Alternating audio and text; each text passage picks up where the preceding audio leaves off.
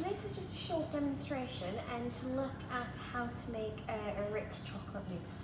The really key thing with this recipe is that you use the best quality available ingredients, and that's really important. That's going to elevate this into something that's quite luxury. So I've gone, I need 200 grams of chocolate. So what I've gone for is some chocolate with a hint of chili. You could just use normal plain chocolate or ones with orange or sea salt. So I've got 1 bar of that and then another bar of just plain chocolate because that one's quite expensive. Okay, so it's up to you whatever kind of chocolate you would need, want to use. I would say you need at least 70% cocoa solids. But if you don't like dark chocolate, don't worry, because we are going to add quite a lot of sugar to it, so it's not going to taste like dark chocolate. If you use milk chocolate, it's just going to be really sickly and it's not going to have the same kind of desired effect. So make sure you get some good quality chocolate. We've got some caster sugar. Again, it is important that it is caster sugar, and you could use golden caster sugar, that would be lovely. But as long as it's any type of caster sugar is fine, great, because we want it to be really fine and not gritty like granulated. And then we've just got a little bit of butter that we're going to add in to add some richness. And the really key thing is your eggs. Please for this one have some free range eggs. I've got some local ones here. You will notice a big difference, and because we're not going to cook these eggs, we do need to make sure that they're as fresh as possible. So if you can buy them the day before, that would be fab. Now we don't need to worry too much about salmonella. We wouldn't give this to the elderly or someone who's pregnant, but if you can see, all your eggs should have this lion symbol on, and this means that it's been checked for salmonella in there as well. So we're perfectly safe to eat this as long as we're not in a vulnerable group. We eat it straight away and our eggs are really fresh. So the first thing that you want to do is to get your bain-marie on the go to melt your chocolate. So bain-marie is basically a pan of simmering water with a glass bowl over the top. We use these to cook things slowly that are quite delicately. We don't want the chocolate to burn, okay? It's game over if that happens. So please make sure that I just fill it up from the hot water tap, and you don't want the bottom of the bowl to be touching the water. You want it on a really low heat, and we just add our chocolate. If you think chocolate melts in your mouth, which is about 36 degrees, so we don't really want this on too much higher than that.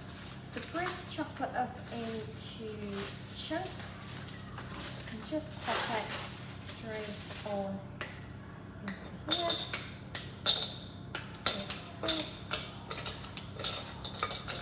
And we do need to stir this, but not too much. But whilst the chocolate is melting, we're going to be looking at separating our eggs and whisking them up. So I'll bring you back to show you how I'm getting on in the next. While our chocolate is melting in our bain-marie, we're going to start to separate the eggs. So we're now looking at the different components of eggs. We're going to use the egg white to whip up and to aerate, so this is a nice light mousse. But also we're going to use the egg yolks, because what the egg yolks is going to do is give it that richness and creaminess. So first things first, we're going to crack an egg. Okay. Now, if you are feeling quite confident, you can pop your the egg whites into a metal bowl which you can grab from the front, and the egg yolks into your jug. We do have some egg separators that you can use, but that's cheating. The way that I do it is crack the egg over this bowl here.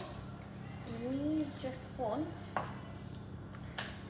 to pass the egg through our fingers. Okay, you see that? And the egg white is just dripping in, and then the egg yolk goes into the jug. What we don't want is any egg yolk at all in our big silver bowl. If we do, it's kind of game over. We're going to have to start again because the egg yolk will stop the egg white from whipping up. So what I suggest you do now is we've done that perfectly, we don't want to make any mistakes. So with your second egg, we're going to do exactly the same, but this time we're going to put the egg white into here, so if we make any mistake, we've not ruined both of our eggs. So same again, just prise it open, pass it through, okay, and then we want to get that straight into there, and then our egg white just goes into that bowl. Okay, so using electric whisk, we're going to whisk up these egg whites until they are light and pale and fluffy. This will take a good few minutes to do, and I'll show you how you can tell that they're done in a moment. So start on the lowest speed and then work your way up when you feel more. So I've whipped up my egg whites. The way you can tell is that they start to go have little soft peaks and ribbon in them, and if you quickly turn it upside down, it should not fall out. Just go back to keep an eye on my chocolate, and you can see it's starting to melt, so it's absolutely fine. And then what we're going to do is going to add the sugar into the egg whites. Now this is just full of air, that's all that's been added into there. So if we left it for a long time, and the air would come out of it and it would seep out. Also it's important we don't over whisk it, because it will break down the kind of structure of the protein, and again liquid will start to come out. So make sure you stop when you get to this point. So again, I'm going to add my sugar in thirds, whisk that one in, and then add the next. What will happen is it will start to go really smooth and glossy. Don't add all the sugar in together because it overwhelms the egg whites. So a third at a time, and then we'll have a little look at what that's going to look like. That's taken me about 30 seconds. Hopefully you can see now how shiny and glossy that is. I have just had to take my bain-marie off the heat. It was getting a little bit too vicious. I'm just going to give that chocolate a nice stir. And I'm going to take it off the heat now, because what's actually going to happen is all the heat in there, you can see, is going to start to just melt the last little bit of chocolate. Please be careful with this, and this bowl is going to be red hot, so don't pick that up and leave it. So I'm all ready to go. I've got my egg whites done, I've got my yolks in my jug, and I'm going to add the butter into my chocolate when it's just about melted. Again, that's going to add some creaminess to it, good richness, because that's what this mousse is all about. And then once my chocolate's melted, I'm going to take it off the bain-marie using oven gloves, and I'm going to stir in my egg yolks. We do need to wait though until the chocolate's cooled down ever so slightly, because it will scramble the egg yolks. So we take it off the heat, let it cool down for about 5 minutes, which is the perfect opportunity for you to tidy around, wash your whisks and so forth, get yourself sorted. And then we'll add the egg yolk to it. So I'll bring you back at that point.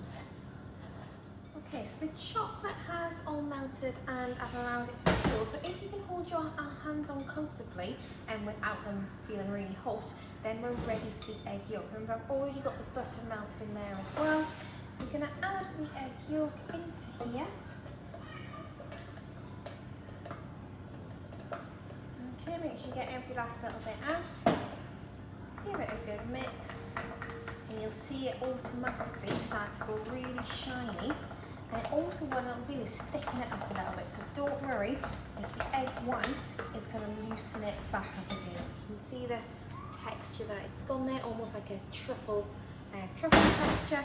And then what we're going to do, don't waste any, is add our lovely marshmallowy egg white sugary mixture. So we're going to fold it in. We spent lots of time getting air into this, so to fold it in, I'll show you there, we're just going to go around the outsides and in really gentle. It's quite therapeutic to do this, just mixing it around until it all disappears. It does take a little bit of time, but we will get there. So we're going to keep folding this in, okay, and then keep adding all of the egg white until it's all completed. Okay, so that is what it looks like when it's done, and then we're just going to transfer that to your container, and some ramekins look really nice. And then you could always, if you wanted, when you got home, top it with some double cream, and that would look fab. Okay, thank you.